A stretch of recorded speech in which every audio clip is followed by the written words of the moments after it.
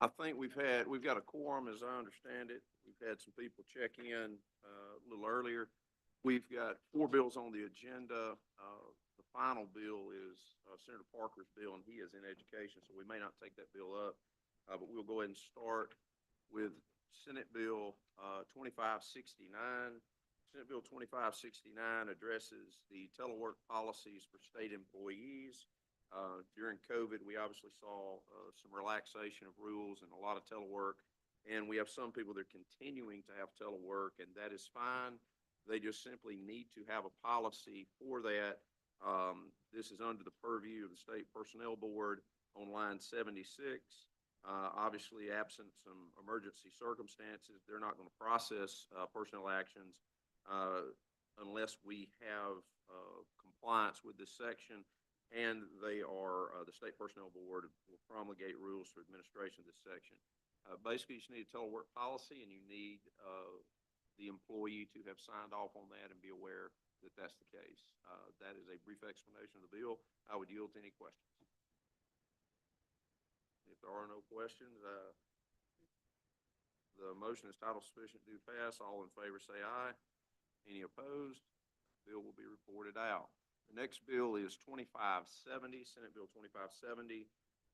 There are 2 places, line 438 and line 835, that will extend the ability to enter into lease or rental agreements for what we refer to as our Workforce Development Accelerate, that it will be extended till 2025, that they will not be under the Public Procurement Review Board.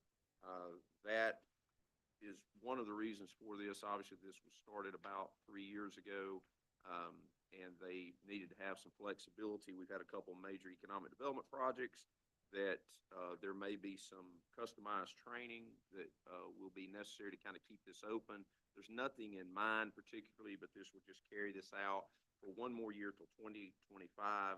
And they are under the SWIB board, so the State Workforce Investment Board does have to approve these things, so it's not that they are without a review on that.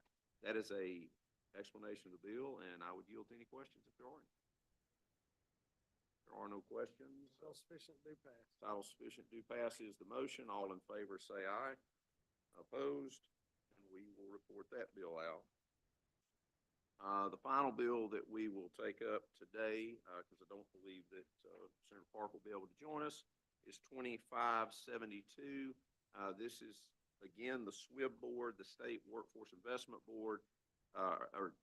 We had changed the composition of this committee, shrunk this committee a few years back, and we named a list of people that would serve on this committee. And if you will look on line 71, you will see state officials that are appointed to this board. We had this meeting yesterday, and it's about an hour-and-a-half meeting. You have, executive director of employment security, of rehabilitation services, state superintendent of education. You have several heads of major agencies in this state, and we did not allow their designee to be an attendee. So all this bill does on line 71 is add the words "or their designee" to the people who are already appointed and advised and consented in the proper manner. That's an explanation of the bill, and I would yield any questions. If there aren't any questions for a motion. Title sufficient due pass. All in favor say aye. Opposed? That will be reported out. Thank you very much, and I'll entertain another motion. Rise and report. All in favor.